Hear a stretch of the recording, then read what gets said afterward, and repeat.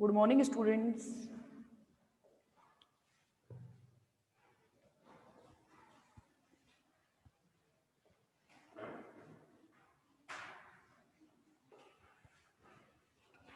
Good morning everyone. चले आगे।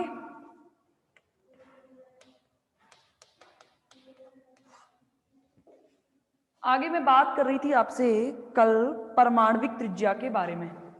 कर रही थी ना आपसे बात कल में, एटॉमिक रेडियस।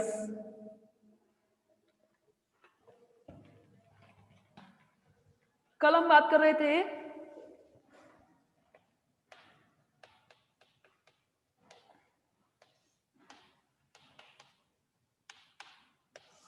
मैंने आपको बताया था कि परमाणविक त्रिज्या दो बातों पर निर्भर करती है। पहला कौन सा? पहला तो है आपका नाभिकीय आकर्षण बल, या इसको शॉर्ट में लिख रही हूं मैं, न्यूक्लियर अट्रैक्शन फोर्स, NAF। ठीक है। और सेकंड कौन सा है? सेकंड कौन सा है बताओ? परिरक्षण प्रभाव, जिसे आप कहते हो स्प्लिटिंग इफेक्ट।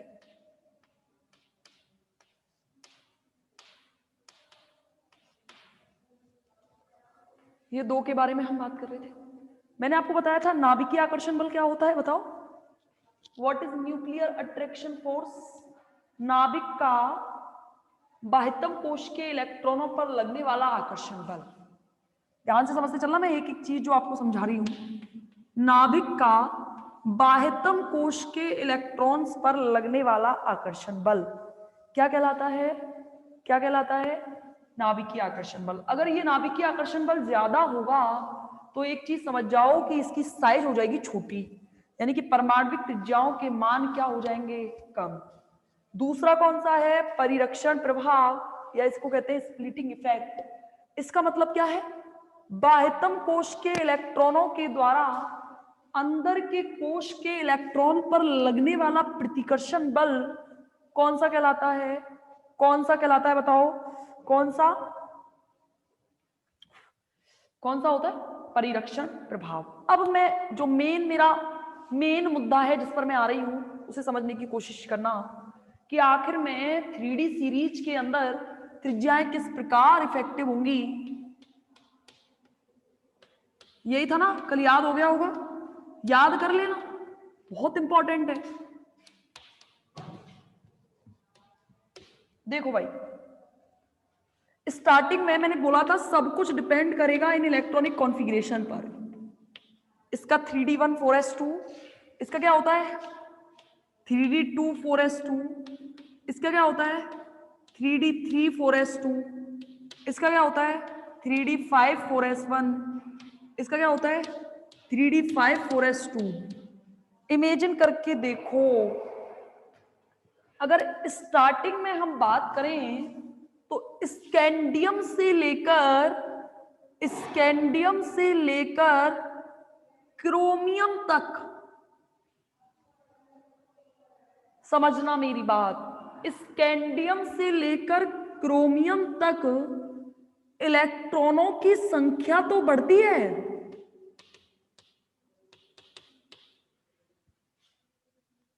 नाभिक से दूरी जो होती है वो हो जाती है कम। तो स्टार्टिंग में तो न्यूक्लियर अट्रैक्शन फोर्स बच्चों ये होता है ज्यादा, और जो स्प्लिटिंग इफेक्ट है ये हो जाता है कम। एक एक चीज को समझने की कोशिश करना। कुछ ऐसा, nuclear attraction force is greater than क्या? परिरक्षण प्रभाव। नाभिकीय आकर्षण बल का मान स्टार्टिंग के 4 एटम्स के बीच में अधिक होता है और परिरक्षण प्रभाव का मान हो जाता है कम। इसकी वजह से स्टार्टिंग से स्कैंडियम से लेकर क्रोमियम तक, उसका कारण समझ रहे हो? इलेक्ट्रॉनों की संख्या तो बढ़ रही है लेकिन इतनी ज्यादा नहीं हो पा रही कि हम परिरक्षण प्रभाव को ज्यादा कर सके। नाभिक से इलेक्ट्रॉनों की संख्या भले ही बढ़ रही है लेकिन कम है अपेक्षाकृत, अभी हम बात करेंगे। तो इसकी वजह से न्यूक्लियर अट्रैक्शन फोर्स का मान ज्यादा होने की वजह से स्टार्टिंग में त्रिज्याओं के मान हो जाते हैं कम, अंत में देखो, अंत में बात करें इन तीन एलिमेंट्स में, तो इन तीन एलिमेंट्स में इलेक्ट्रॉन की संख्या फुल पहुंच जाती है। ये देखो 3d8, 3d9 या 10 और 3d10 इलेक्ट्रॉनों की संख्या, यानी कि पूरे के पूरे कोश भर गए हैं।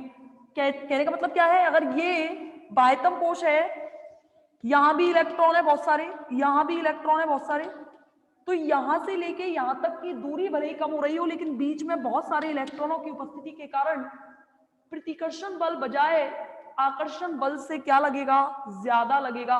तो इस वाले में परिरक्षण प्रभाव क्या हो जाएगा, अधिक हो जाएगा। किससे? न्यूक्लियर अट्रैक्शन फोर्स से। तो स्टार्टिंग के एलिमेंट्स में तो क्या होता है, नाभिकीय आकर्षण बल का मान परिरक्षण प्रभाव से अधिक होता है, जिसकी वजह से त्रिज्याओं के मान क्या होते हैं, घटते हैं। और अंत के एलिमेंट्स में इलेक्ट्रॉन की संख्या बहुत ज्यादा हो जाती है, जिसकी वजह से परिरक्षण प्रभाव का मान न्यूक्लियर अट्रैक्शन फोर्स से हो जाता है ज्यादा। उसकी वजह से क्या होता है, उसकी वजह से यहाँ पे प्रतिकर्षण बल अपेक्षाकृत आकर्षण बल के क्या हो जाता है, क्या हो जाता है भाई, अधिक हो जाता है, जिसके कारण यहाँ पे अंतिम में त्रिज्याओं के मान एकदम से बढ़ते हैं। और बीच में ना तो इलेक्ट्रॉन्स की संख्या ज्यादा है, यानी कि दोनों एक दूसरे को कर लेते हैं बैलेंस, इसलिए बीच में त्रिज्या यानी कि यहाँ पे लगभग बराबर हो जाते हैं। Nuclear attraction force is almost equal to परिरक्षण प्रभाव, इसलिए यहां पर जो परमाणविक त्रिज्या हैं उनके मान लगभग स्थिर रहते हैं। कैसे रहते हैं? स्थिर रहते हैं। समझे या नहीं? हाँ या ना बताओ। आगे समझ में, अटोमिक रेडियस कैसे बढ़ेगी और कैसे घटेगी, आया या नहीं आया समझ में? बताओ हाँ या ना। ठीक है, ये तो परिरक्षण प्रभाव जब मैं 3D सीरीज की बात कर रही हूं। बाकी मैं इनका कंपैरिजन 3D 4D यानी कि वर्ग में ऊपर से नीचे चलने के बारे में मैं इनको बाद में जब हम कंपैरिजन की ओर चलेंगे तब बात करेंगे, तो इसलिए मैं इसकी अभी बात नहीं कर रही हूं। परमाणविक त्रिज्या के बाद में मेन टॉपिक आता है मेरा आयनन विभव। मैंने फिर बोला है कि डेफिनेटली याद रखना, इसमें से क्वेश्चन जो बनेंगे वो बनेंगे कारण सहित व्याख्या करो। कैसे बनेंगे? तभी इलेक्ट्रॉन नहीं गिरता है नाभिक में। बिल्कुल आ गया, वीडियो सॉफ्ट नहीं आ रहा। अरे इलेक्ट्रॉन नाभिक में ना गिरने का कारण ये नहीं है त्रिज्याओं का बैलेंस होना, इलेक्ट्रॉन नाभिक में ना गिरने का कारण है, आपने पढ़ा होगा दो बल होते हैं, एक तो होता है अभिकेंद्रीय बल और एक होता है अपकेंद्रीय बल। अभी इसको थर्ड ईयर में पढ़ते हैं अच्छे से, जहां हम फोटो इलेक्ट्रिक इफेक्ट के बारे में बात करते हैं, प्रकाश विद्युत प्रभाव के बारे में, जहां पे आइंस्टाइन ने इस चीज की व्याख्या भी की है कि आखिर में होता क्या है। आपने कभी देखा होगा जो रदरफोर्ड ने अपना मॉडल दिया था, इन्होंने कहा था कि अगर इलेक्ट्रॉन का पथ गोलाकार है, इलेक्ट्रॉन के चक्रण का पथ गोलाकार है, तो इलेक्ट्रॉन कॉन्टिन्यूअसली घूमता रहेगा घूमता रहेगा घूमता रहेगा, और घूमते घूमते एक टाइम ऐसा आएगा कि उसकी ऊर्जा पूरी खत्म हो जाएगी, और अगर वो ऊर्जा खत्म हो जाएगी तो वो गिर जाएगा नाभिक में जाकर। क्या बोला मैंने? इलेक्ट्रॉन कॉन्टिन्यूअसली घूमता रहेगा। जैसे आपने कभी देखा होगा, घूमने वाला गेम खेला होगा, जब भी कभी हम घूम घूम के गेम खेलते हैं और एक लिमिट के बाद हम नीचे धरती में गिर जाते हैं। लेकिन बाद में इस रदरफोर्ड की कमियों को दूर किया था, प्रकाश विद्युत प्रभाव से बाद में दूर किया गया। उन्होंने कहा आइंस्टाइन ने कि ठीक है आप जो कह रहे हो वो ठीक है, बाद में इसके बारे में ये भी कहा था कि दीर्घवृत्ताकार पथ होता है, ये भी कहा था, गोलाकार ना होकर। एक्चुअली में होता क्या है, इलेक्ट्रॉन जो है वो नाभिक पर, देखो एक तो केंद्र से बाहर की ओर बल लगेगा जिसे कहोगे आप अभिकेंद्रीय बल, केंद्र जो है इन दीवारों पर लगाता है अभिकेंद्रीय बल, और इलेक्ट्रॉन जो है वो इस पर लगाता है अपकेंद्रीय बल। कभी सुना होगा 12mv²/r होती है इसकी वैल्यू, पढ़ी होगी, अभिकेंद्रीय बल बराबर अपकेंद्रीय बल। इलेक्ट्रॉन अगर कॉन्टिन्यूसली चक्कर लगा पा रहा है तो वो कंडीशन है अभिकेंद्रीय बल और अपकेंद्रीय बल एक दूसरे के इक्वल हो जाएंगे। कभी मौत के कुएं का खेल देखा होगा, मौत के कुएं के खेल में यही होता है, आपने देखा होगा कभी कभी, आप आश्चर्य हुआ होगा, जो कि एक ड्राइवर होता है, मोटरसाइकिल ड्राइवर, जब राइडिंग कर रहा होता है तो कॉन्टिन्यूसली दीवारों के सहारे राइडिंग कर रहा होता है, कॉन्टिन्यूसली होना तो ये चाहिए था, उसे गिर जाना चाहिए था, लेकिन क्या होता है उसे भले ही केमिस्ट्री समझ में नहीं आती या साइंस समझ में नहीं आती, लेकिन उसे इतना जरूर पता है कि सेंटर से यानी कि जो उसकी बाइक है वो एक दीवारों पर एक फोर्स लगा रही है और दीवार भी उसकी तरफ एक फोर्स लगा रही है, तो उस दीवार और उस बाइक का दोनों की तरफ एक दूसरे के फोर्स जब इक्वल रहेंगे तब वो जो ड्राइवर है वो कॉन्टिन्यूसली राइडिंग करता रहेगा, जो राइडर है वो राइडिंग करता रहेगा, चलाता रहेगा बाइक और गिरेगा नहीं। तो वो क्या करता है, एक लिमिट के बाद वो देखना वो सेम वेलोसिटी से मतलब रन करता है, सेम वेलोसिटी से राइड करता है वो, नहीं तो गिर जाएगा, है ना। तो ये ध्यान रखना, इलेक्ट्रॉन जब ये चक्कर लगा रहा है इसका मतलब इसके अभिकेंद्रीय बल और अपकेंद्रीय बल बराबर हो जाते हैं। कभी दूध से दही मथा हो रई के द्वारा तो वो भी यही अभिकेंद्रीय और अपकेंद्रीय बल पर, कभी वॉशिंग मशीन में कपड़े धोए हो तो वॉशिंग मशीन में कपड़े धोने का जो कारण है ये वो यही है, अभिकेंद्रीय बल और अपकेंद्रीय बल। ये सारे काम जो जो इस दुनिया में गोल गोल चीजें घूमती हैं वो सब अभिकेंद्रीय और अपकेंद्रीय बल के कारण ही हो पाता है। वॉशिंग मशीन का जो साइड वाला पार्ट होता है जिससे गंदगी निकाल रहे होते हो वो भी एक बल लगाता है, और कपड़े भी इधर से जो ये वेग कर रहा होता है ये भी एक बल लगाते हैं वॉशिंग मशीन के, जहां पे कचरा एकत्रित हो रहा होता है वहां पे बल एकत्रित होता है। जब दोनों एक दूसरे के इक्वल हो जाते हैं तो गंदगी बाहर निकल जाती है। कभी दूध से दही को मथा होगा रई के द्वारा, कंटिन्यूसली चलाते जाओ लगातार, तो वहां पे क्या होता है, अब देखो वो बहुत स्पीड से चलाती है आपकी मम्मी, तो वो स्पीड से चलाने का मतलब क्या है कि उन्हें ये तो नहीं पता कि केमिस्ट्री कहाँ काम कर रही है, लेकिन उन्हें ये जरूर पता है कि ये अगर तेज तेज चलेगा तो दूध जो है, दूध से मक्खन निकल के बाहर आ जाएगा। तो ये सारी चीजें अभिकेंद्रीय बल और अपकेंद्रीय बल के ऊपर ही डिपेंडेंट है। ठीक है, क्या हुआ?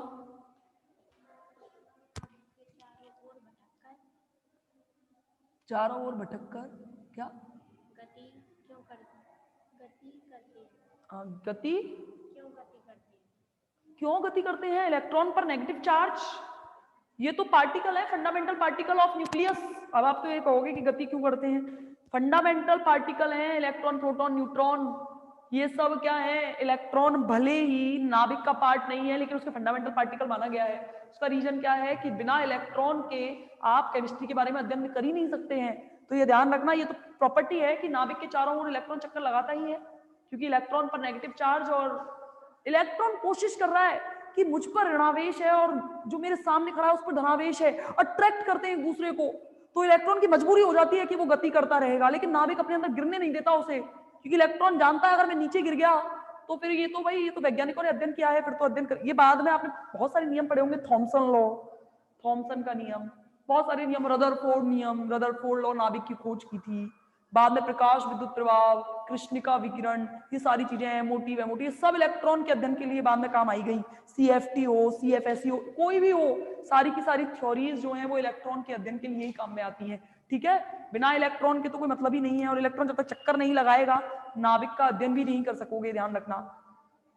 अगली बात करें हम आयनिक पोटेंशियल की। अच्छा बताओ आयनिक पोटेंशियल का मतलब क्या है? What is ionic potential? देखो पहली डेफिनेशन, मेरी बात समझ में आना, समझना, किसी विलगित परमाणु के द्वारा या किसी विलगित परमाणु के बाह्यतम कोश से अंतिम इलेक्ट्रॉन निकालने के लिए आवश्यक ऊर्जा आयनन विभव कहलाती है। जानते हो कि नहीं जानते? विलगित का मतलब यह है कि परमाणविक अवस्था की बात कर रहा है, अकेला परमाणु, विलगित का मतलब अकेला पड़ा है, आइसोलेटेड एटम। विलगित परमाणु के बाह्यतम कोश से अंतिम इलेक्ट्रॉन निकालने के लिए जो ऊर्जा आपको चाहिए होगी वो ऊर्जा कहलाती है आयनन विभव। देखो कैसे कैसे इफेक्ट होगी, कहने का मतलब क्या है कि अगर मैं ये कहूं, देखो हम दो आयनन विभव के बारे में बात करेंगे, एक करेंगे प्रथम आयनन विभव और एक करेंगे द्वितीय आयनन विभव। प्रथम आयनन का विभव का मतलब है कि अंतिम इलेक्ट्रॉन को निकालने के लिए आवश्यक ऊर्जा, और द्वितीय आयनन विभव का मतलब है द्वितीय इलेक्ट्रॉन को निकालने के लिए आवश्यक ऊर्जा। ठीक है, अंतिम द्वितीय इलेक्ट्रॉन, कुछ ऐसा ये देखो, ये यहां पे मैं खड़ी हुई हूं, ये मेरी सीट है, यहाँ ऐसे गोलाकार आकृति में मेरी क्लासेस में बच्चे बैठे हैं, कभी आईआईटीज एनआईटीज में आपने देखा होगा। यहाँ बेचारे वो पप्पू चप्पू बैठे हुए हैं, पप्पू चप्पू राम दुलारी इस तरीके से बैठे हैं, ठीक है। यहां मैं क्लास ले रही हूं, ये बेचारे बैक बेंचर्स हैं। अब अगर मैंने हल्का सा डांटा इन्हें, मैं यहां खड़ी हुई हूं, हाँ क्या कर रहा है, गेट बेचारा यही है, फटाफट से पप्पू को आ गई गुस्सा और ये निकल के चला गया बाहर। मेरी एक एक चीज समझने की कोशिश करना, इसे बाहर निकालने के लिए मुझे अपनी कितनी एनर्जी इस पर खर्च करनी पड़ी। मैंने डांटा, डंडा लगाया, इसका किसी का फोन आ गया, दादी का या जिसका भी फोन आ गया, ये बात करने बाहर चला गया, इसको इतनी एनर्जी मिल जाए कि ये बाहर निकल जाए, तो जिस एनर्जी से ये बाहर निकला है वो उसका कहलाएगा प्रथम आयनन विभव। और अगर इसी दूसरे इलेक्ट्रॉन को, ये चप्पू को भी बाहर निकालने के लिए मुझे और एक्स्ट्रा एनर्जी देनी पड़े, तो वो कहलाती है द्वितीय आयनन विभव। एक चीज ध्यान रखना, इस नाभिक से इसकी दूरी मेन इंपॉर्टेंट काम करेगी। आपको भी अच्छे से पता है, नाभिक जितना इससे दूर होगा, नाभिक इस बाह्यतम कोश से जितना दूर होगा, न्यूक्लियर अट्रैक्शन फोर्स यानी कि नाभिकीय आकर्षण बल का मान कम होता चला जाएगा और इलेक्ट्रॉन को ऊर्जा बाहर निकालने के लिए ऊर्जा कम देनी पड़ेगी। देखो कैसे, अब मैं ये चीज बताऊं आपको कि ये कैसे पीरियोडिक टेबल में यानी कि 3D सीरीज में वर्क करेगी, कब प्रथम आयनन विभव के मान ज्यादा होंगे, कब द्वितीय विभव के आयनन के विभव के मान कम होंगे। तो आपको अगर मेरी बात समझ में आ गई होगी तो ये भी समझ में आ गया होगा कि मैं क्या कहना चाह रही हूं।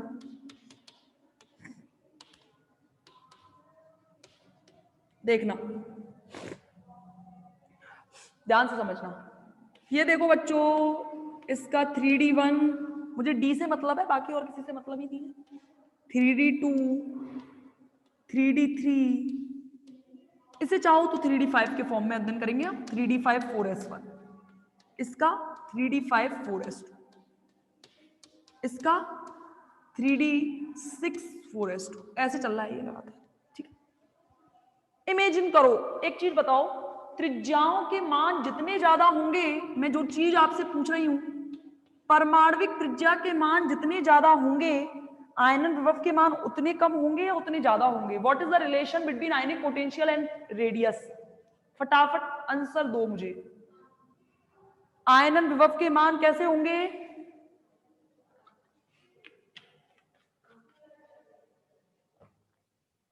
Very good. मैंने क्या बोला? अरे मैंने यही तो बोला, त्रिज्या का मतलब क्या है? नाभिक से दूरी। मैंने पहले भी कहा, नाभिक से जितनी ज्यादा दूरी होगी, इलेक्ट्रॉन आकर्षण उतने ही कम आकर्षण बल से नाभिक से बना हुआ होगा। अगर इलेक्ट्रॉन उतने ही कम आकर्षण बल से नाभिक से बना हुआ होगा, तो उसे बाहर निकालने के लिए मुझे उतनी कम ऊर्जा देनी पड़ेगी, आयनन विभव के मान उतने ही कम हो जाएंगे। चलो इमेजिन करते हैं। ज्यादा गलत बता रहे हो। चलो भाई बताओ, आवर्त में बाएं से दाएं चलने पर आयनन विभव के मान घटेंगे या बढ़ेंगे? जल्दी बताओ, जल्दी। त्रिज्याओं के मान यहां तक क्रोमियम तक चलने पर हो रहे हैं कम।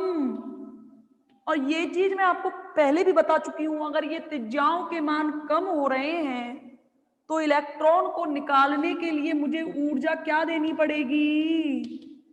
ज्यादा देनी पड़ेगी। तो यहां पे आयनन विभव के मान क्या हो जाएंगे? ज्यादा। समझ गए? चलो एक एग्जाम्पल से बात करें। ये इसकी बात कर रही हूं, मैग्नीज। आयनन विभव के मान क्या हो रहे हैं? बढ़ रहे हैं, लेकिन इस मैग्नीज के आयनन विभव का मान इससे भी ज्यादा होता है और इससे भी ज्यादा होता है। ये अपवाद हैं। सेम कॉपर की बात करें, कॉपर छोड़ो, जिंक की बात करें तो जिंक तो है ही नहीं, तो मतलब ही नहीं, बस केवल एक ही है इसमें क्वेश्चन, ठीक है, जिंक वाली बात नहीं। मैग्नीज के प्रथम आयनन विभव का मान मैग्नीज के प्रथम आयनन विभव का मान क्रोमियम से भी ज्यादा होता है और आयरन से भी। चलो क्रोमियम से ज्यादा होता है समझ में आता है, बढ़ रहे हैं, लेकिन आयरन से भी ज्यादा है, बताओ बताओ भाई। देखो सही बता रहे हो, मैग्नीज का बाह्यतम कोश का इलेक्ट्रॉनिक कॉन्फ़िगरेशन है 3d5। सोचो, मैंने पहले भी कहा था अर्धपूरित विन्यास है। क्या है? अर्धपूरित विन्यास है, समझ रहे हो? और अर्धपूरित विन्यास के लिए मेरा जो अंतिम इलेक्ट्रॉन निकलेगा वो निकलेगा 3d5 विन्यास से। उसको निकाल, बेचारा पहले से इतना ज्यादा स्थायी है, इसके अंतिम इलेक्ट्रॉन को निकालने के लिए सोचो कितनी एनर्जी देनी पड़ जाएगी। यही कारण है कि मैग्नीज के आयनन विभव का मान आयरन और क्रोमियम दोनों से ही क्या होता है? अधिक होता है। समझे या नहीं? बताओ। प्रथम आयनन विभव का मान मैग्नीज का आयरन और क्रोमियम से क्या होता है? अधिक होता है। इसका कारण है कि मैग्नीज में से प्रथम आयनन विभव में से एक इलेक्ट्रॉन अगर मुझे निकालना है तो फर्स्ट इलेक्ट्रॉन निकालने के लिए मुझे एनर्जी, ऊर्जा बहुत ज्यादा देनी पड़ जाएगी। इसलिए मैग्नीज का आयनन विभव आयरन से और क्रोमियम से क्या होता है? अधिक। अब बात करते हैं द्वितीय आयनन विभव की। देखो द्वितीय आयनन विभव, क्रोमियम की बात कर रहे हैं, एक तो क्रोमियम और एक कॉपर। चलो द्वितीय आयनन विभव की बात करेंगे। देखो भाई, स्कैंडियम से तो द्वितीय आयनन विभव की बात करने की कोई जरूरत ही नहीं है, इसमें तो द्वितीय आयनन विभव होगा ही नहीं। ये प्रथम आयनन विभव के पश्चात ही 3d0 विन्यास धारण कर लेगा।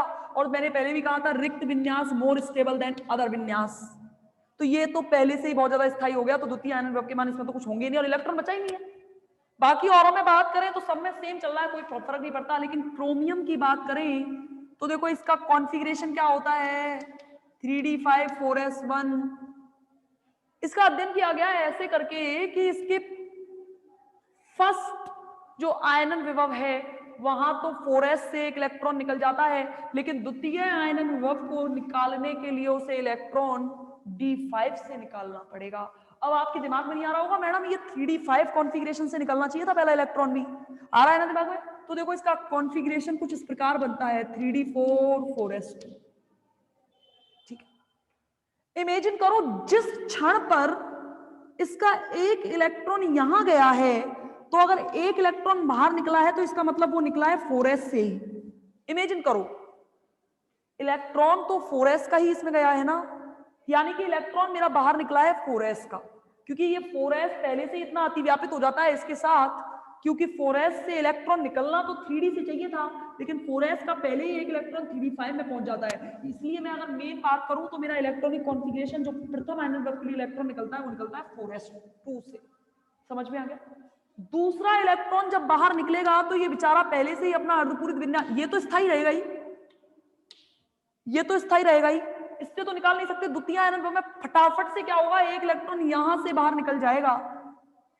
अगर मैं इमेजिन भी ना करूं तो ये देखो, द्वितीय आयनन विभव को प्राप्त करने के लिए जो मेरा दूसरा इलेक्ट्रॉन है वो निकलेगा 3d5 कॉन्फ़िगरेशन से, और 3d5 कॉन्फ़िगरेशन से इलेक्ट्रॉन निकालने के लिए ऊर्जा बहुत ज्यादा देनी पड़ेगी। इसलिए क्रोमियम के और कॉपर के, सेम इसी के लिए भी काम करता है, क्रोमियम और कॉपर के द्वितीय आयनन विभव के मान अपेक्षाकृत मैग्नीज, मैग्नीज का तो बहुत ही सरल है, अगर इसका पहला इलेक्ट्रॉन निकल गया तो दूसरा तो ऑटोमेटिक सी बात है, थोड़ी सी ऊर्जा देने पर ही निकल जाएगा। वैसे प्रथम आयनन विभव भी बहुत ज्यादा होते हैं तो निकल नहीं पाता है इलेक्ट्रॉन स्थायी विन्यास के कारण।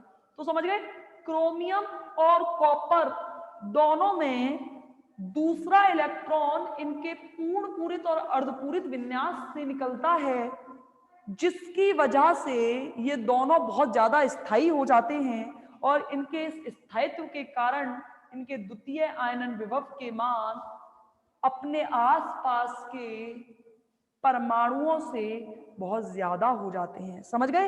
ये हैं आपके आयनन विभव। आया या नहीं आया समझ में? बताओ, आयनिक पोटेंशियल आया या नहीं से आया समझ में?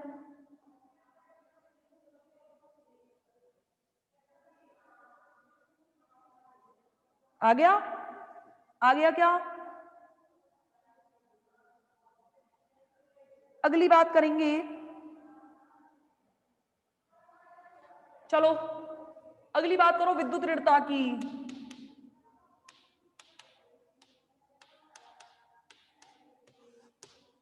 विद्युत ऋणता की बात करो, करो विद्युत ऋणता की बात। बताओ पहले पहले तो ये बताओ इलेक्ट्रोनेगेटिविटी होती क्या है।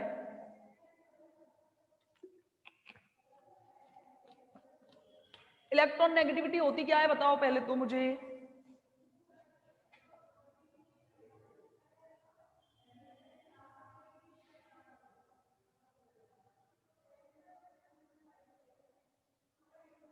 बस इतना बता दो विद्युत ऋणता के इसमें आयन विभव में, तो विद्युत ऋणता में तो कोई क्वेश्चन ही नहीं है, बताओ।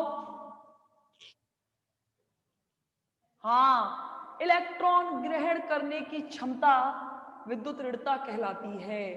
क्या कहलाती है? विद्युत ऋणता कहलाती है। बहुत ही सिंपल है, कुछ नहीं है, बस इतना ध्यान रखो जिनका साइज छोटा होगा, जिनका साइज छोटा होगा इलेक्ट्रॉन ग्रहण करने की प्रवृत्ति बहुत ज्यादा पाई जाएगी। स्टार्टिंग के एलिमेंट्स में न्यूक्लियर अट्रैक्शन फोर्स ज्यादा होता है, इसलिए इनमें स्टार्टिंग में विद्युत ऋणता बढ़ती है, बीच में बिल्कुल स्थायी हो जाती है क्योंकि ये दोनों ही बराबर हो जाते हैं, और अंत में घटने लगती है। जिनका साइज छोटा होगा इट मींस अट्रैक्शन फोर्स उनका ज्यादा है, और अगर अट्रैक्शन फोर्स ज्यादा है तो इलेक्ट्रॉन ग्रहण करने की क्षमता भी उतनी ही ज्यादा है। मैंने बोला इसका न्यूक्लियर अट्रैक्शन फोर्स ज्यादा है, बढ़ रहा है, तो न्यूक्लियर अट्रैक्शन फोर्स बढ़ने का मतलब क्या है कि आकर्षण बल में अधिकता हो रही है, और आकर्षण बल में अधिकता हो रही है इतना मतलब विद्युत ऋणताओं के मान क्या हो रहे हैं? बढ़ रहे हैं। अंत में क्या होती है? विद्युत ऋणता घटने लगती है और बीच में स्टेबल हो जाती है, स्थायी हो जाती है। समझ गए? समझे या नहीं? समझे या नहीं?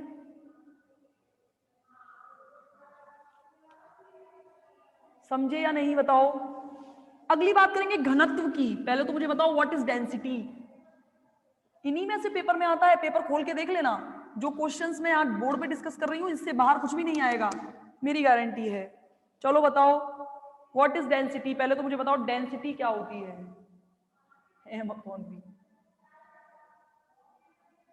क्या कह रहे हो मैम? मतलब जितना साइज बढ़ेगा, हाँ जितना साइज बढ़ेगा अट्रैक्शन उतना ही कम होगा, ये तो कंफर्म है ना।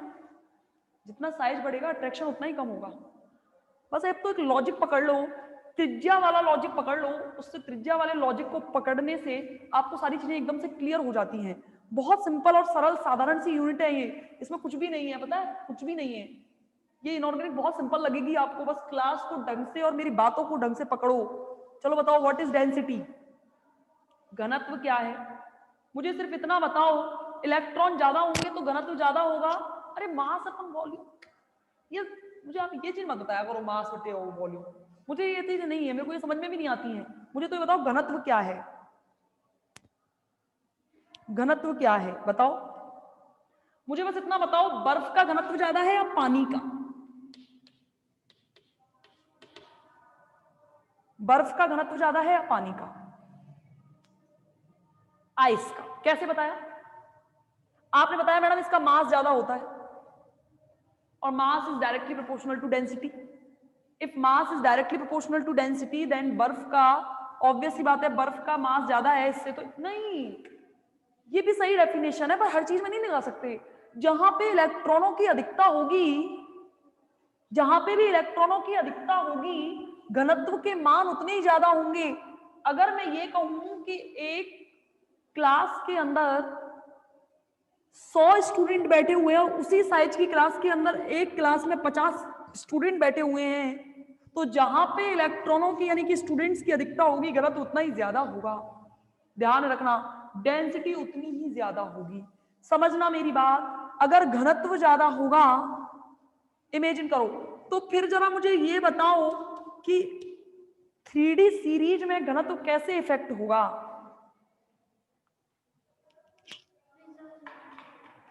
कम आकार में ज्यादा इलेक्ट्रॉन। हाँ, एक बार रिजॉइन करो फिर वापस बात करते हैं।